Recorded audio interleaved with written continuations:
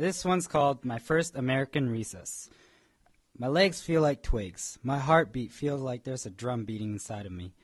My sight's getting blurry. A teardrop rolls down the side of my nose and onto my lip. I lick the drop and taste it. Tastes like salt and fear, the type of fear a little boy has when he's lost. Lost in the middle of nowhere, not knowing where he is or how he got there. I clench my fist and bite my lip. What now? Should I stand here and piss my pants or run away and never come back? Maybe if I close my eyes and cover my face, no one would see me. So I plant my face into my palms, not being able to tell if my face felt damp because of the sweat or the tears. I press my palms into my face and crouch down to a deep squat. Why am I here? Where are my friends? Where's my mom? As all these thoughts race through my pea-sized brain, not my shoulder heats up, not to a burning sensation, but to a cozy warm heat. I take my hands off of my face and open my eyes and look up, to a pale-skinned, blue-eyed creature with its hand on my shoulder. Terrified, I stare at it. Its blonde hair glistening in the sun and freckles sprinkled on its cheeks. It grabs my shoulder and lifts me up to stand on my feet. It wrinkles its cheeks and shows its non-existent teeth. Not knowing what to do, I stare at it as the creature's blue eyes stare into mine. We exchange looks for a minute, then it finally speaks to me. With a high-pitched voice, it asks me something I could not understand, words I never heard of, completely foreign. The creature kept on repeating the same words, a phrase I just couldn't understand. As the creature repeats that same phrase, it picks up a red rubber sphere and hands it to me. And once again, it repeats the same words, again and again. Slowly, it raises its voice. Louder and louder, it repeats itself, to the point where the creature is shouting at me. I tilt my head confused. The creature sighs and repeats itself one last time. Would you want to play some Foursquare?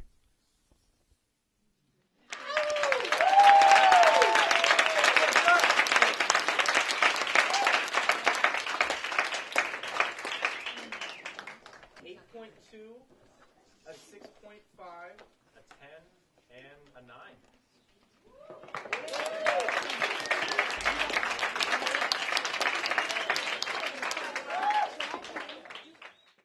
And now we will officially begin our Poetry Slam.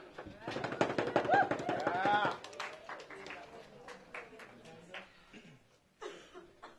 Caitlin Milano.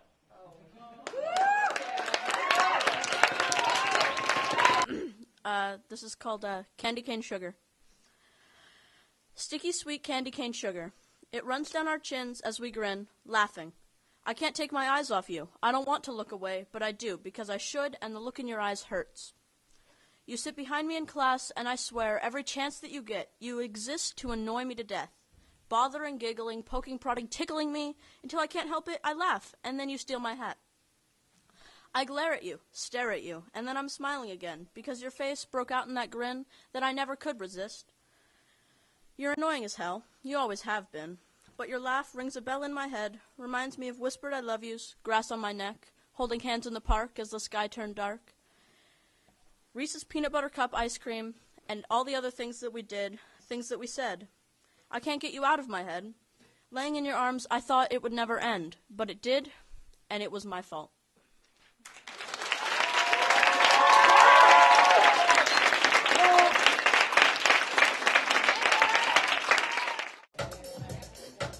So we have a 7, a 7.5, a 7.5, and an 8.5.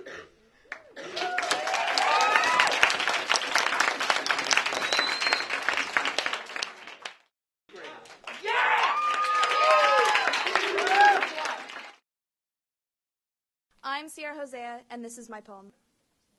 What your wall is made of makes my spirit fall. It gives me a shove and makes me stumble, as if to have me bow down to this plain society that forces words into my gaping mouth. It's more unfair than you think. These white walls suffocate anything, everything with its own breath and mind. All I can ask is, what is your kind? Have we not escaped from conformity and all other things that make creativity sinful? On the outside, people see a bubbly girl, but on the inside, I have been shaken with the possibility of being popped. On the outside, people see me as an absent-minded schoolgirl, but on the inside, I know I am intelligent. On the outside, people see me as an athlete, but are unaware to the creative side of me that comes out through music and theater. Society sees me as a hormonal young woman when in fact I am less needy than the general public. The world doesn't even see me. I am a faded light smaller than the end of a pin on a neglected radar in the basement of a 1,000-story building. But just wait. Someday I will make my mark on this world we're living in. And that dot, it's going to be brighter than the sun.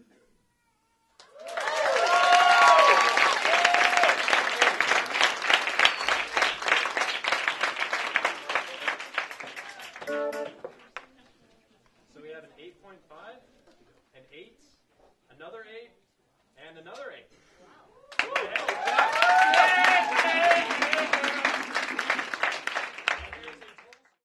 William Guan.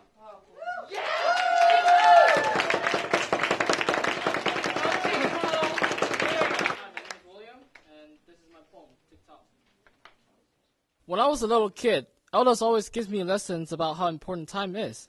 Time is money, but you can't buy time with money. Tick-tock, time is running. But I never take them seriously. Think that the future is ours. We have all the time in the world. Tick-tock, time is running. 10 years passed by pretty fast. Now I'm a grown man, ready to take on the world. Time is still going. It didn't change at all. But people had changed. Good friends become strangers. Family members pass away. I wish I could go back in time. Had those fun moments again. 4 years of high school seems long in the beginning.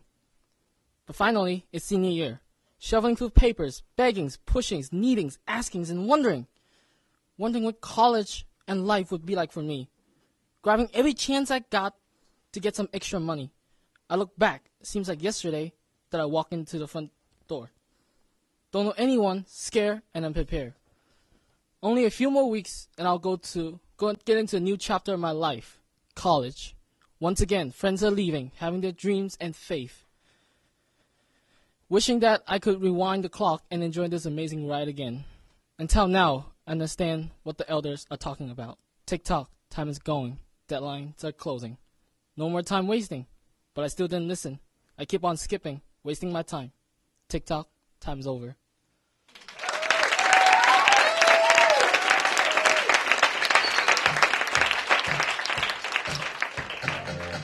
We have a 7, a 7.5, another 7, and another 7.5. Kai R. Yes!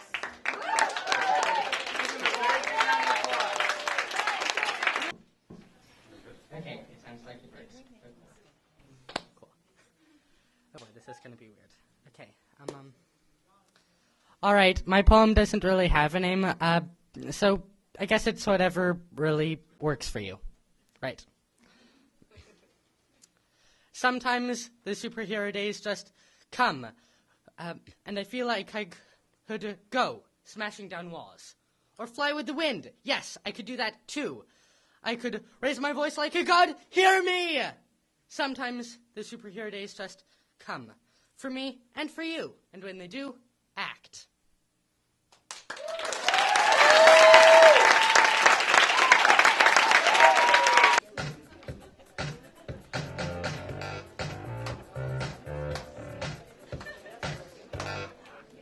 Okay, we have a 9, Yes! 7.5, an 8, and another 7.5.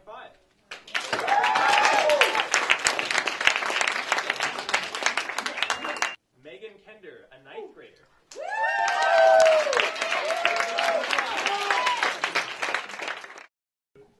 My name is Megan Kender, and this is called Skeletons. 7:43 p.m. and public transit has never felt so beautiful. Past the wide breasts of the kaleidoscope Willamette rising and falling beneath the iron bridge. Past parking lots, graveyards of the gardens that used to carpet the city before pavement. A man steps onto the bus, his tweed jacket a few sizes too big, his gray hair sitting on his head like a crown made of telephone wires. He takes the seat next to mine, and I see that his eyes are the color of wheatgrass and turntables, and that his hands are well-worn leather or paper bags, folded along the same creases over and over again until they are soft as cotton. He leans towards me, We are born with approximately 305 bones, he says, and we die with 270. Our bodies would tell us that as we age, we become more whole, that our gaps fuse together like welded steel, that the tiny holes that are born empty are reabsorbed into our stronger frames. But we are more than cartilage and calcium and marrow. We are porous skin, faded plum bruises, wounds that could heal, but we always fail to bandage correctly. We are nail beds that grow weeds instead of flowers, mouths that speak too much but say too little. As we age, do we become more empty or do we become more whole? I'll tell you this, no matter how cohesive our bodies become, we are still more fragile than our anatomy will ever let on. The man touched my silent arm and sent shivers down to the depths of my pores. Before I could speak, the blue doors had peeled open and he was gone, but I never did forget that man and the words that poured from his tongue like ice water and froze into the synapses of my brain. 27 bones in a human hand. I thought about it every time I made a fist, every time I held a pencil, every time I traced the lotus palms of my lovers. We are born with 305 bones, and we die with 270. That leaves 35 bones that maybe fuse together, perhaps disappear. Is that becoming more empty or becoming more whole, he had asked. I decided that if I ever saw him again, I would tell him my answer. I decided that if I ever saw him again, I would tell him my answer, that our skeletal structures may form who we are, but what we do with it all decides who we become. Thank you.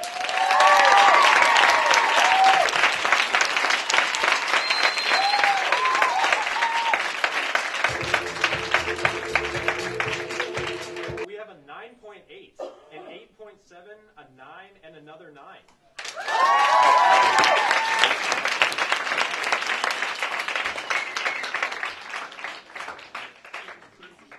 Next up, we have Michaela S.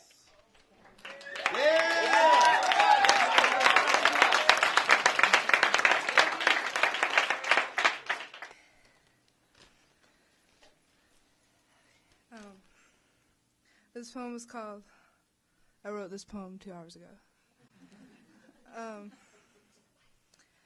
My mother told me once, how you feel on the inside reflects how you treat others on the outside.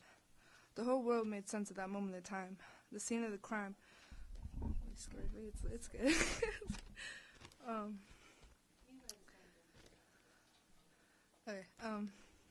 My mother told me once, how you feel on the inside reflects how you treat others on the outside. The whole world made sense in that moment in time. Splatter of blood, the scene of the crime. The fact that the courtroom remained silent as he sentences 25 to life.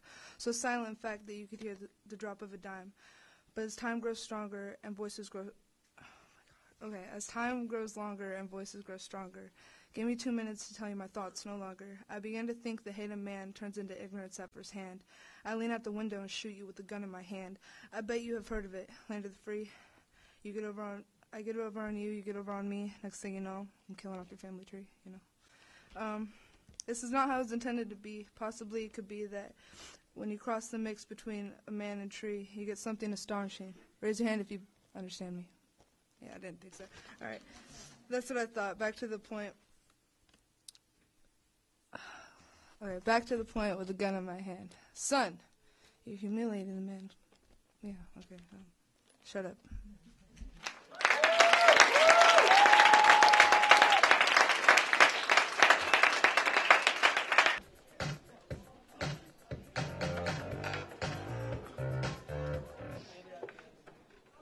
Okay, so we have an 8, a 7.5, an 8.5, and a 7. Give it a big round of applause.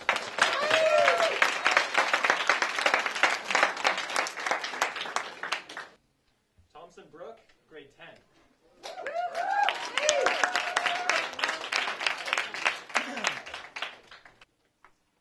Against the odds.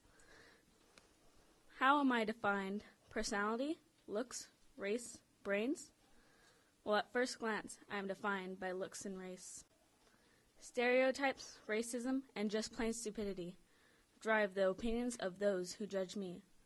When I say I'm half white, half native, it's a war within myself. One side is educated, wealthy, and has fairly open minds, while the other is poor, strongly religious. alcoholic and has some drug addictions at their best. Sometimes it is hard to see which me I should be. The shy one with a ceremonial dress, or the creative soul who's just trying her best. I try not to let people's ignorant words bring me down. So no, I do not shoot arrows. No, I don't live in teepees or make dream catchers. And for the last time, no, I do not ride bears.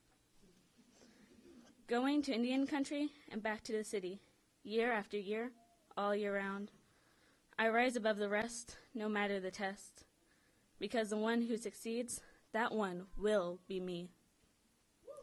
The one who not only survives, but thrives and appreciates what she was given on both sides. The fierce competitive warrior, nature-loving, educated, innovative, healthy, artistic person you see in front of you today.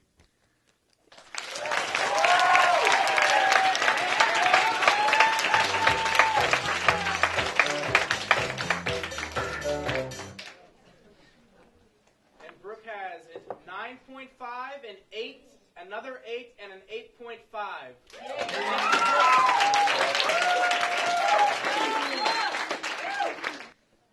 Veronica Sheppel, grade 11.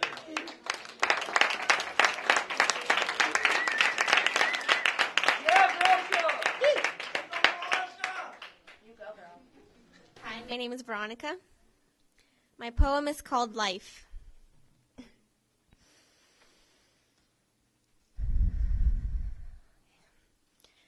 People every day share a story. Some are victorious and some are about glory. You have to be the best. No turning back now. Go forward. Fight, fight. Your life is a movie. Others will sit and watch all day and all night. Decisions. Do they make exactly who I am? Or is somebody turning my words, thoughts, and actions into a scam? Go away, all doubts and fears. I want the chance to live my dreams.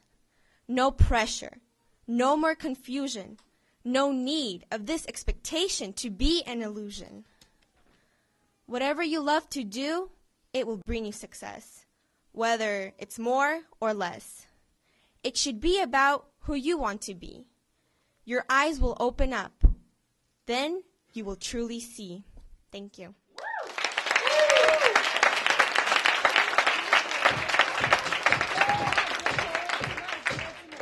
So we have an 8, an 8.5, a 7.5, and another 8. Give up a round.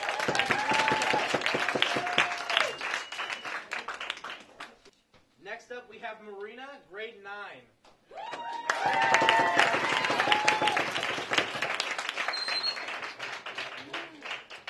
Hi, my poem is Dying Stars.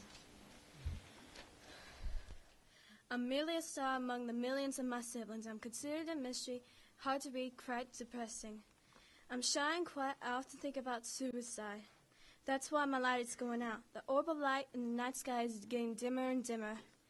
That's me. I'm dying. Save her. Save her from herself. Save her. Save her from death. Just save her. That lonely star, the her of the flourished past painted a gentle green on a canvas. The her of the struggling present, full of TVs and computers. The her of the demolished future, pitch black darkness. And save me from my own insanity, my dark, dangerous views, my heart cold and dark, like the statue that I am, lurking in the dark corner of that same violet sky. There is no one else except for her dimming stars. Because of what he said, and he said, if you're depressed and commit suicide, then you're awake. If you're depressed and don't commit suicide, then you are lower than Hitler. The other light stood by me. When I'd tell her to leave, she would sit there, shake her head no. She'd tell me, I'll never leave you, hurt you like Big Brother did. No matter what she said, I wouldn't budge either. I'm waiting for someone to come get me. It's my wish to be rescued. Just maybe a shooting star would come, take me by the hand, to show me empathy, and heal my scars. We'd be healed together. We'd be full of happiness, my sisters and me, forever in that dark, mysterious sky. It'll never, except no matter what happens, it'll never come true. because that's my wish, and my candlelit hope will always go out.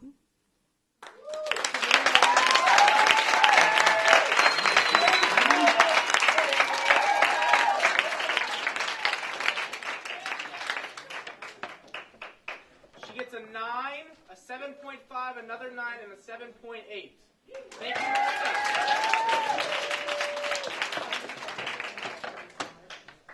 Our next poet would be Rory Hackney.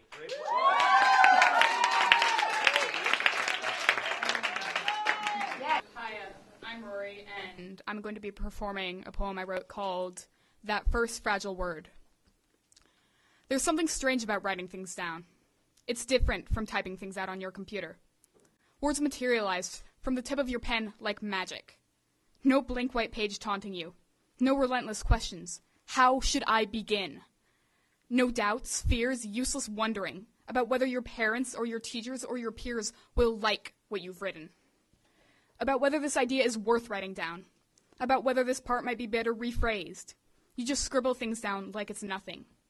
Your thoughts come out, full of misspellings, contradictions, confusion, and questions.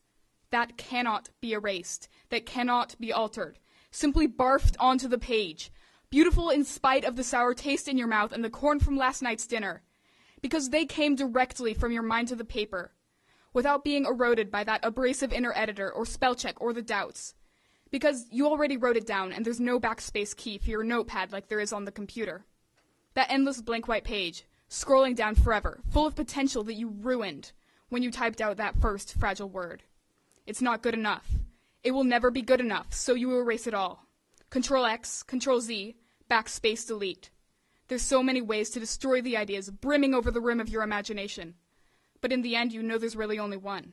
Control S, save that first fragile word, and keep on writing. Don't ever press that delete key again.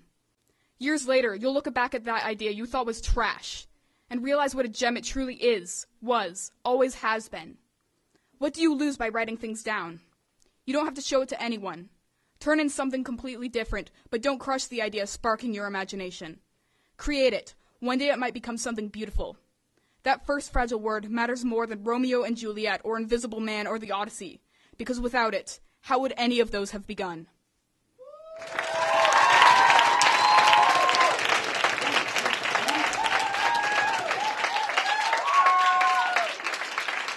We have a 9.3, a 9, a 9.5, and a 9.2.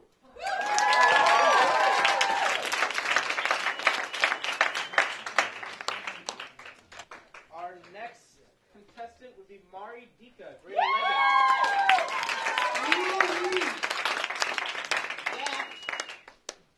Hi, I'm Mari, and my poem is called A Short Poem with a Long Story. Let us have a moment of silence. Let us take a moment to reflect upon the disrespect of your doings. All the times that we cried tears instead of holding it against our fears, or the times that our world stood still knowing the fact that you won glory. Let us have a moment for the people you have crushed with your sociopathic ways, leaving us bleeding on the inside for days on end. Let us have a moment for your bloodline, you know, like that boy of yours, the one that is too afraid to leave the house that built him, yet he still walks towards another 3 days of your living hell, because he still lives inside his own awkward fantasy of a perfect home, when in reality it's a jail cell, though with dark secrets and wide-eyed waterfalls of love and sorrow. Do you ever take a moment to reflect upon him? What about me? Do you ever take the time to see that I come up with these rhymes against you, defending me and my worries, my dreams?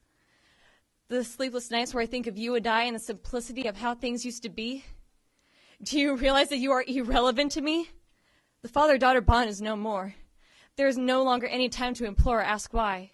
Because for me, denying is better than crying.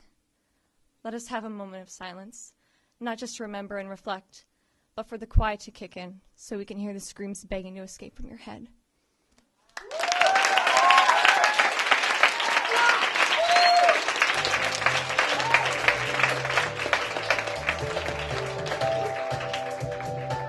Mari got a score of 8.5, 8.5, 9.5, and another 9.5. Give her a big round of applause.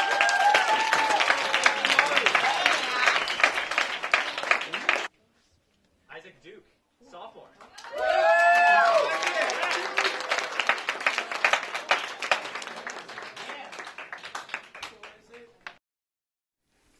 There's a lot of you. All right, this is called Pangea. We are all almost there. Just prepare till we are prepared. It's just around the corner, and I know it's growing colder, but we have to keep going. We're all almost cleared. As a person, as a nation, as the global population, when we've all turned our shoulder, we're all facing away from each other. And I know no one's in sight under the covers that cover our eyes, but be aware. If you just turned around, everyone would be standing there. And you could look into anyone's eyes and see that all they ever really wanted was to be happy and free. Because, in fact, what humans lack is not impact, but the chance to righteously react till we know each person's name and each heart beats the same. And all the people we hate just don't know what we know and can't enjoy the same show, but we're all in the audience. And I'm just waiting for the confidence to stand up on my chair and yell through the air, "People, this is our lives unfolding. If you have to leave the theater, the door is over there." Because this is not America, Asia, Africa, or Europe. We are all still Pangea. And I hate to see you under the impression that the oceans between us can do anything but clean us. We are no longer fighting separation. This is the age of communication. We are all fighting to be heard and can't hear that we're all saying the same word. Equality is freedom. Happiness is currency. We don't need a Bible or a constitution. Not a revolution, but a resolution. The word and the solution is knowledge. And know that the only burden and the only thing that's hurting is not knowing. Now go.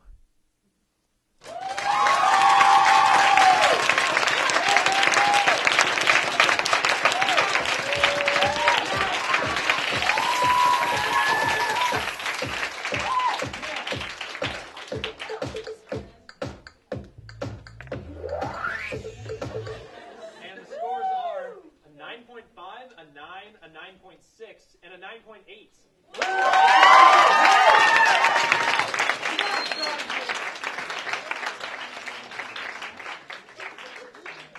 So with a score of 37.9, this is my friend Keone, and he will be playing some ukulele while you all relax and eat your wonderful food. He's going to be playing "You and I" by a man named Chris Gomez.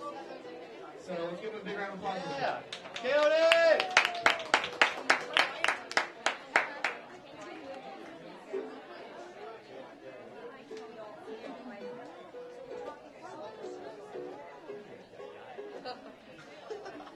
Math.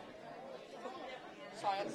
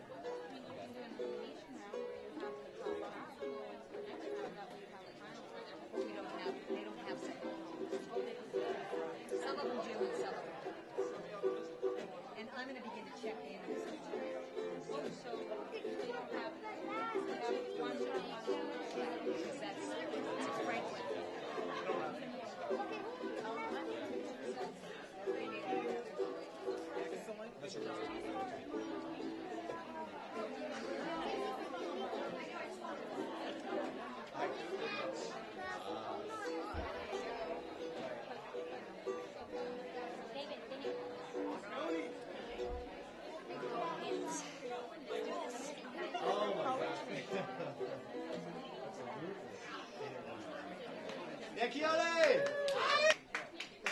And first up for our second round, Sean's going to decide. Always upside down. Milo Bennett, a ninth grader.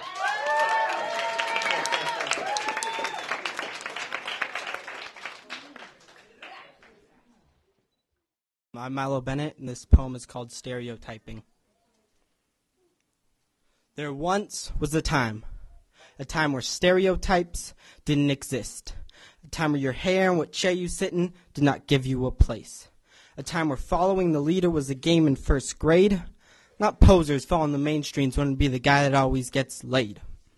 Where gay meant happy, not I'm gay because I don't wear snapbacks and listen to Justin Bieber, like if you're gay and you know it, clap your hands. And nobody claps their hands because nobody wants to be gay, when really I was just asking if you were having a nice day. Where the ghetto was the neighborhood in Bronx and Brooklyn, not the food that I'm eating and the way I'm looking. Where drama was Shakespeare, not breakups, where races were races, not a way to classify our spaces, where my religion did not blur other people's vision, where the F word was just another entry in the goddamn motherfucking dictionary, and where Negro was a color, not a race. So there once was a time where I could be unique, be who I wanted to be. So there once was a time where people were not stereotyping me.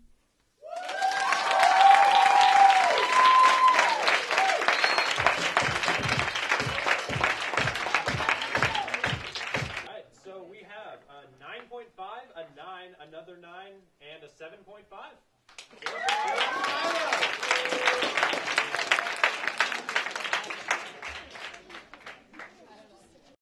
Alexis Phillips.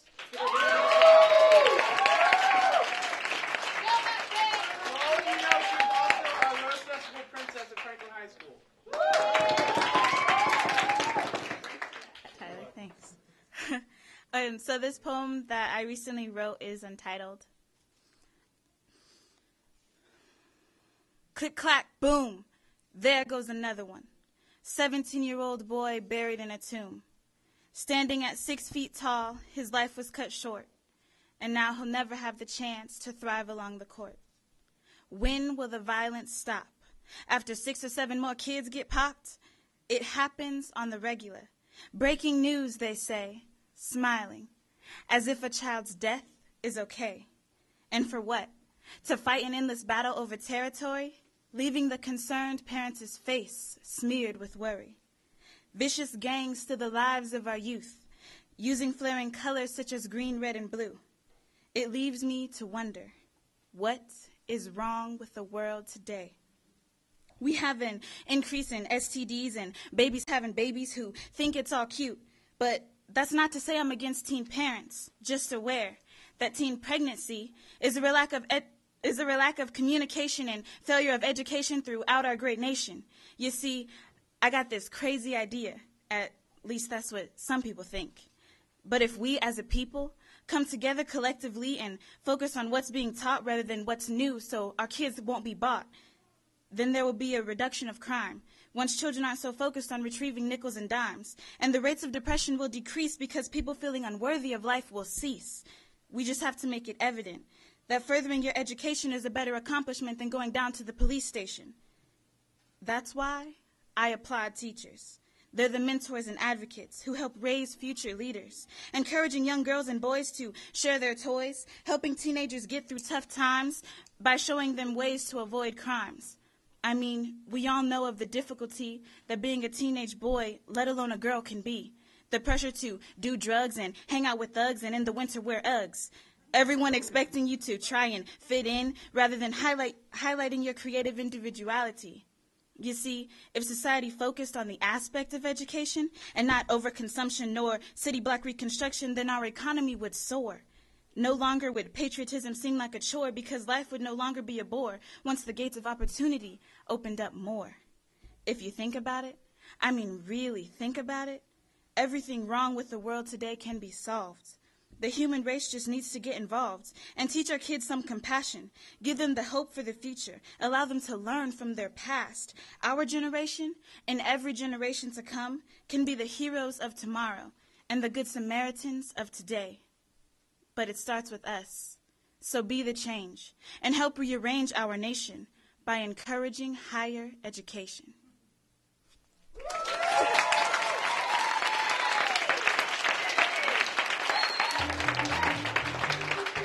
Alexis gets a score of 9, 9, 9, and 9.5 for a score of 36.5.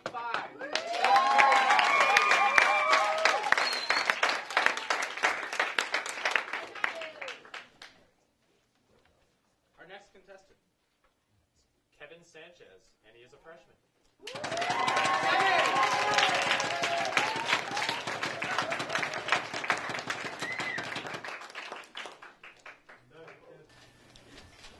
Honestly, I don't really like mics. So the title is People Tell Me. You don't have to use it if you want to. You just project your voice. As I look up at the sky, I see my name in shining stars. I don't know where to begin or to end. All I know is people call my name. Kevin, Kevin, Kevin. They say and they tell me, you sing good. They tell me, you're fast. Ha, just 'cause I'm in track. They tell me I got talent. They say I have a great voice. They say I talk too much. They say I'm a flirt. Ha! They say I'm a flirt. They say I speak with my eyes. And yes, I like to fly. Like to be free, but we cannot be. A lot of racism going on, I see. Fight for our rights even if we get beat. No matter what is going on, even if we bounce around. We gotta stay on the ground. Leadership, we need Latino culture now, gotta be. They say and they talk about Latinos, they do this, they do that. But they think wrong, 'cause we Latinos are strong. Come on, Latinos, we gotta prove them wrong. Prove to them that we are strong. Some people say we're lazy, others say we're crazy. We do a lot of things, and they're amazing. They say this, they say that, like if they knew every Latino, for example, Valentino.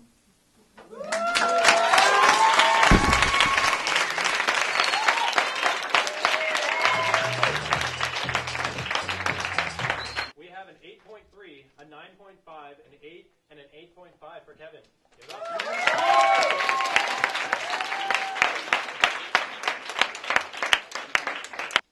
He's a sophomore, and I believe his name is Shevchuk. Edward Shevchuk. Edward Shevchuk. Give him a round of applause.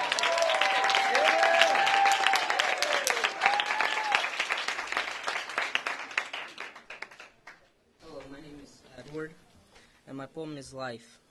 In the waters of the deep, I have searched all my life for the reason I am here, questioning myself and destroying my prejudice time.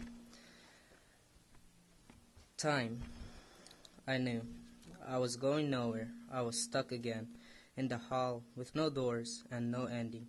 I went further into the deep and discovering nothing but my loneliness soul wandering around in the world of the dark. Falling as a rock, I felt myself being on fire. As I fell, I saw my eyes open, the world in brightest colors surrounding me. I saw new faces and happy smiles. The life was like a fresh breath that I just took as I came out of the chamber of smoke. My lungs were fulfilled with life. My vision was cleared, and life was defined as a gift of happiness. Now I follow it, and it's mine, and it's mine. It's mine in my hands to be mine. I make it go, and my free will lets me do it. Life is a reason I'm alive, and my existence has its purpose, as many millions of others. Thank you.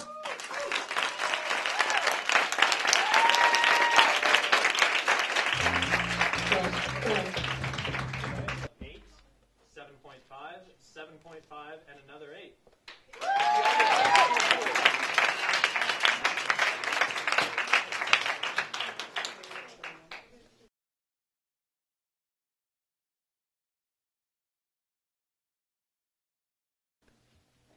Benjamin, grade 9.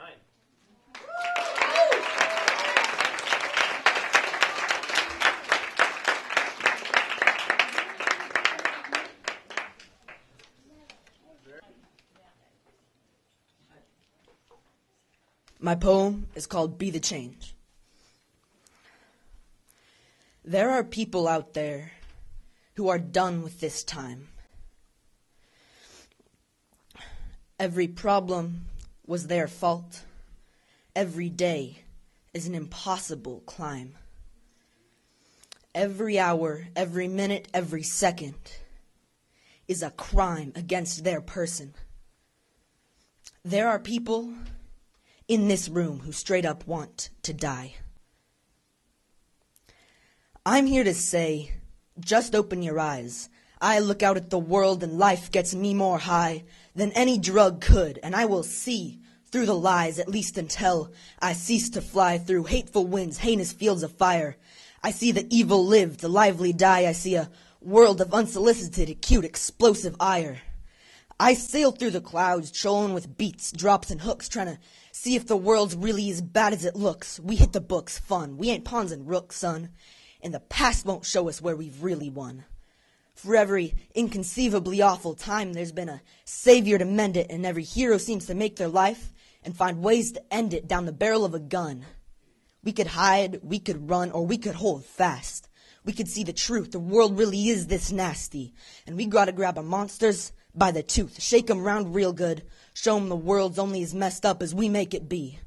So much isn't controlled by you or me, but we need to be the change we want to see in the world. And I ain't no Gandhi, and I'm in no way burly, but there's no need to end your life early. There is so much you can do before you go. More to know, more to grow. Remember, the world's only full of hacks if you don't make it pearly.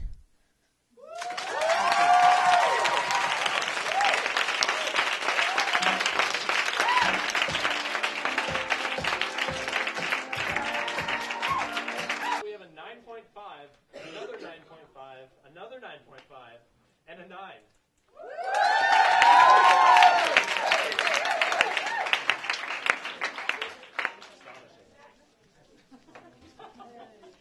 Jasmine Navarro Reyes.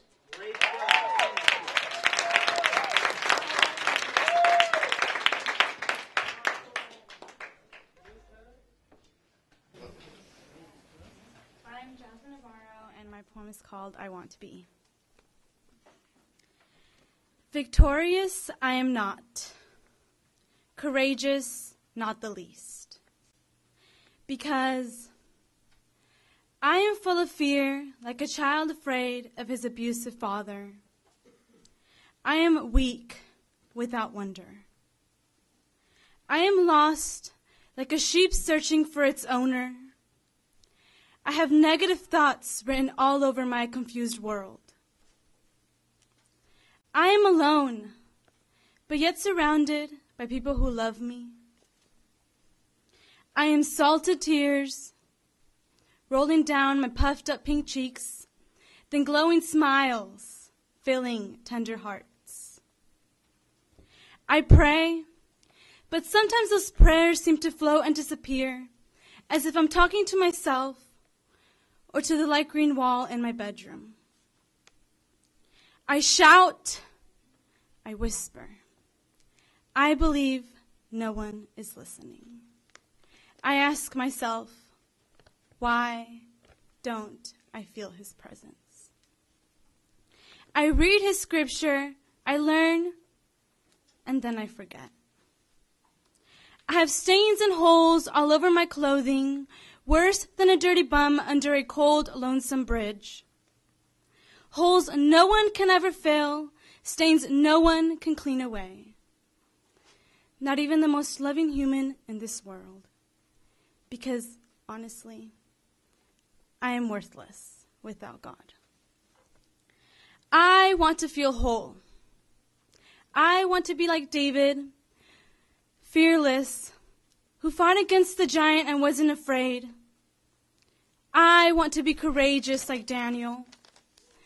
I want to have the strongest faith like Job, a rich man who had everything, but became as poor as an abandoned child left with absolutely nothing. His children, family, loved ones died. Belongings were taken away.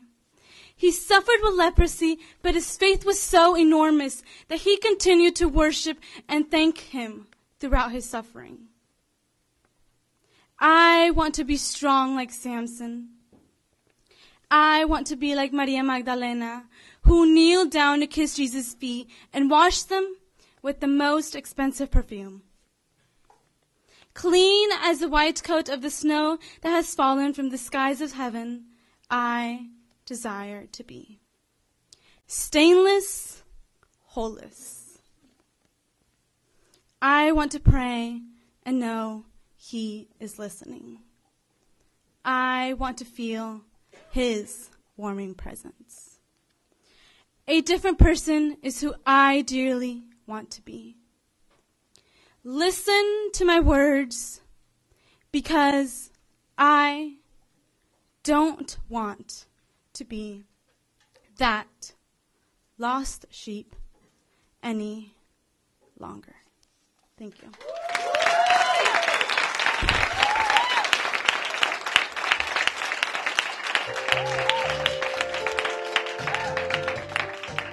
Gets a 9, another 9, an 8, and a 7.7.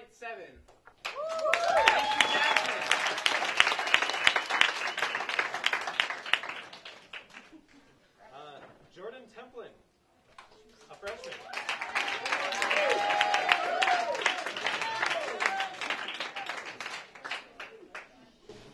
My piece is called Why. You left me, Mom. How could you leave? I thought you cared, but you don't. You never stopped the barrage of battery from the hairy, drunken beasts. These beasts are what passes men to you. The men that try to mutilate your only child. I never went a day without my face purpled from bruises and covered in my own blood. Never did I go a day without having to clean the shit and pills and booze off the floor. Why don't you care? A question I've asked a million times, but you only shrug as you sit on your old tattered couch full of almost as many ash burns from all the weed, pot, and other drugs you've used over these terribly long years as I have gotten from the monsters that billow smoke from their volcanic faces. I leave. You say you'll change if I come back, so I come back even though it is a lie I've heard a billion times. I know you're stuck on it, because I always saw you buying your drugs from that scrawny red-eyed freak. I was willing to let it go, but you left me with relatives almost as if you don't want me. You left me because you wanted to. You left me because someone else wanted you to. You left me because it told you to. You left me when I needed you. You aren't a mother because you left me. And you, Dad? When I first met you, you seemed excited, but at the same time, there seemed to be another you standing at your side saying, damn, not another one. I decided I'd let it go. I also remember sitting on my couch waiting for you to come rolling up in your black Jeep, and every time you didn't show up to pick me up so we could hang out, I had to call you, and you always had an excuse. I have a headache, I'm busy, I'm sick. But the reason I couldn't see you was because of you. Not the headaches, not because you were busy, not because you were sick, but because you would rather get high. You would rather have your drugs over your own son. A son who grew up without a father, a son you should teach. Teach to shave, teach to walk the walk and talk the talk. Teach to play football and teach to swim. But even if you didn't do all I wanted, all I needed was for you to be there. There when I fell so you could pick me up. There to tell me to do better. There to tell me I did good. And there to be proud. Proud when I scored my first touchdown. Proud when I aced my test. Proud to be my father. And proud that I'm your son. You promised to be there for me. But you weren't there because you were too busy with your drugs. I never saw this coming from you. Definitely not both of you. You both left me. Why? Now you won't be able to see the man I become, because I have a life and I plan on living it.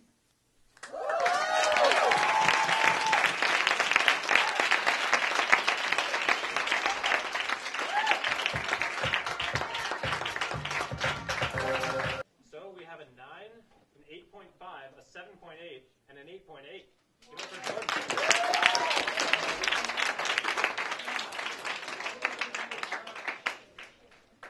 Our next contestant will be Jacob. Miljak. Malik, sorry.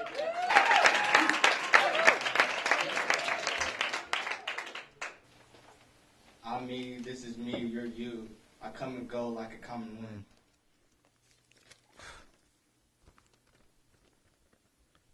I listen to rap. It's deep.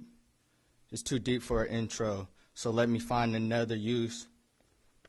But just in case it's not perfect, this is not rap. This is poetry, physically and emotionally. Malik Jacob, though you never heard of me.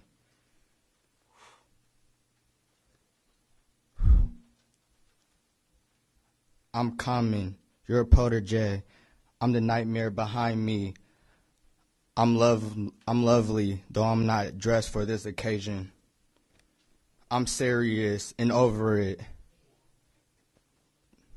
I'm serious and over the matter, but I'm waiting, using past tense for another day. I can't see eye to eye, stuck on stupid, trying to get money, getting out of people's way. Standing up, a night, take flight. Now you see me, now you don't. Misunderstood. Now it's time to change.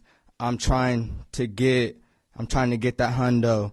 Trying to make a living, solving problems without failing, practicing. Can't take the pressure, get out the kitchen. I don't care, so take care. This is Franklin High poetry. It's within my poetry. This is not rap, this is poetry, physically and emotionally. Malik Jacob, though you will never hear me.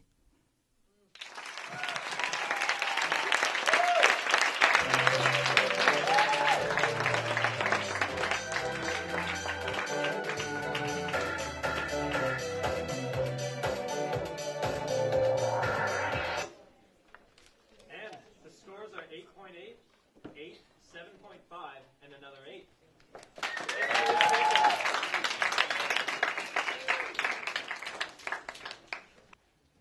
Keone Payton.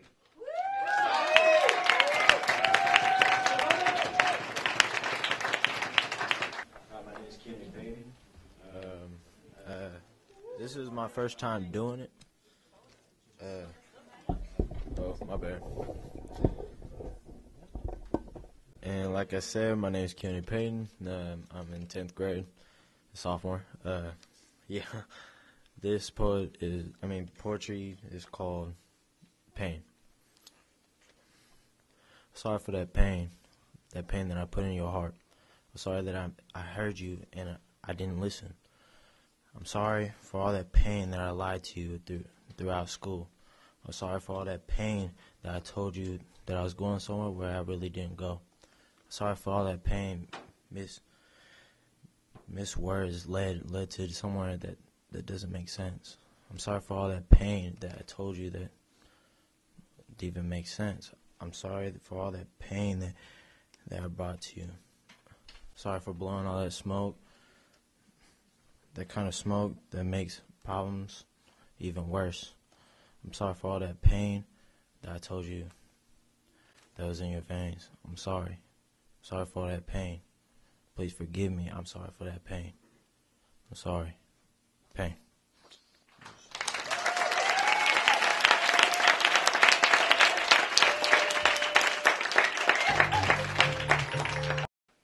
And the judges' scores are an 8, another 8, a 7.5, and another 8.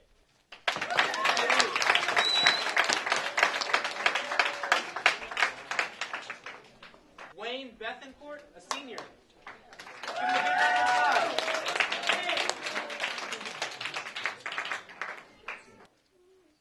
This poem is called Onus. This poem is called Onus. Everyone has felt what it's like to be hurt, physically and emotionally. It can be terrifying, for some thrilling. But to be hurt psychologically can create scars, ones that take much longer to heal than flesh wounds. I've been scarred by neglect. I don't want pity. I just want people to understand. I used to seek pain in any form because it was a place of comfort, more comfortable than success, more comfortable than stability, more comfortable than even love. While I sought pain, I also learned the art of neglecting it. It is an art, because as you suppress it, it molds, mends, and reshapes itself into something more, into something less, most of all, into something different. Seeking pain helped avoid the more complex emotions, the pain that formed over the years Years of rejection. Many people know what rejection feels like. For those who don't, you feel alienated. You feel vulnerable. You feel insecure. You feel. Rejection from a date is one thing. It happens. It's part of maturing. But many do not know the feeling of being rejected by your family. Yes, you might experience it when you make mistakes, when you disappoint. I know I have. But to experience it as a child expected to die of HIV, a child treated as a sickly dog, a child treated as a hindrance, can change your outlook on the world.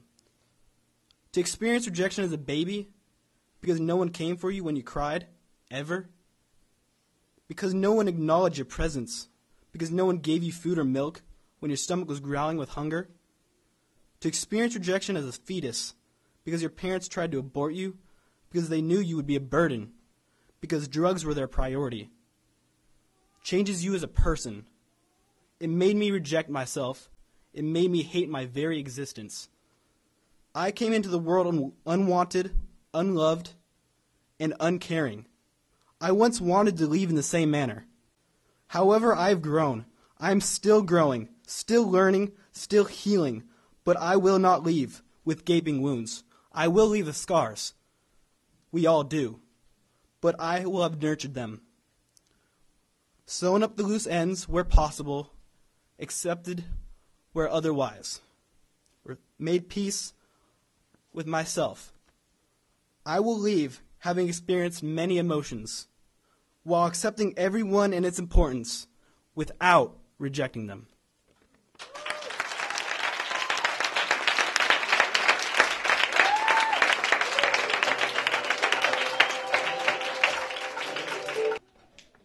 We have an 8, another 8, a 7.8, and a 9. Total score 32.8. We have Jared Berrien, a sophomore.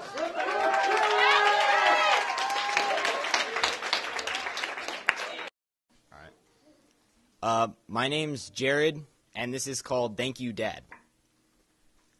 I was born to a mother 19 years old, barely out of high school. Still a child, she now had one to raise. And through the drug and alcohol-induced haze, I know that my dad didn't carry his weight. And I'm told that those early years were tight years. My father used methamphetamine, my mother was trying to get through college, but all I could think about was Buzz Lightyear. And reality came for me just a little bit too soon. Dad decided he couldn't be bothered to maintain the masquerade, and I learned that life wasn't like in the cartoons.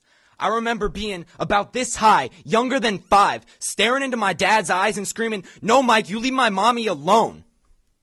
And since those early years I've grown, but I've always known that it's me and my mom versus the world. I know I sound like a cynic. I know others have seen harsher kinds of living. I know there's something called right, but I've seen a little bit too much wrong. And at this point in my life, my moral compass is guided entirely by doing right by my mom. But I've still always got the shadow of my father and his father and his father following and offering the pipe and bottle, despite the fact I seek a new path to follow, one that is devoid of the hollow excess of materialism that my father and his father and his father held in such high esteem.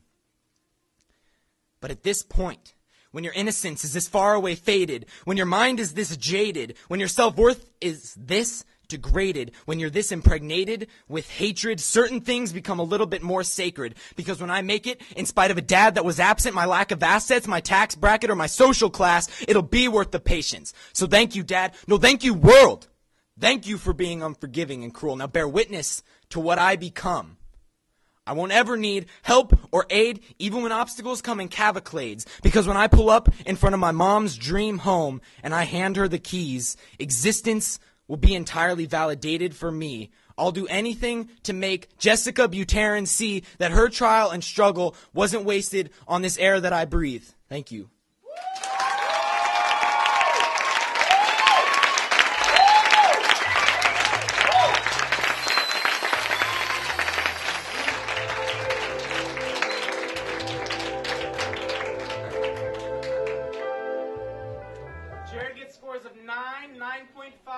9.5, and 9.3.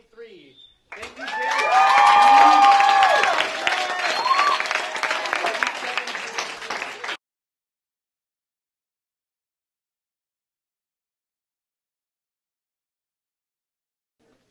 Kayla Little.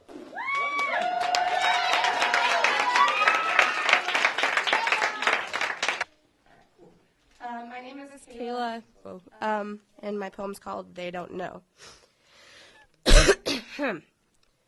They don't know that I've been bruised and burned, that I've had my fair share of hurt. When people look at me, they never guess that I'm a girl who hurts inside and a girl who feels less. They don't have the slightest clue that their words cut so deep that there are nights where I cry myself to sleep. They don't know that I've made myself throw up because I wasn't good enough. People don't see when they look at me the scars of abandonment, heartbreak, disrespect, and lies, the scars from those who seem to despise me. The one who thought that by harming herself, she would be able to hide the pain of people who are so vain. The one who has a burning passion for the arts because they free my soul, and the scars, they don't matter. Because it's the past, and I'm moving on now, but not too fast. Because some may say I'm not good enough, that I'm too far gone, but I say to infinity and beyond.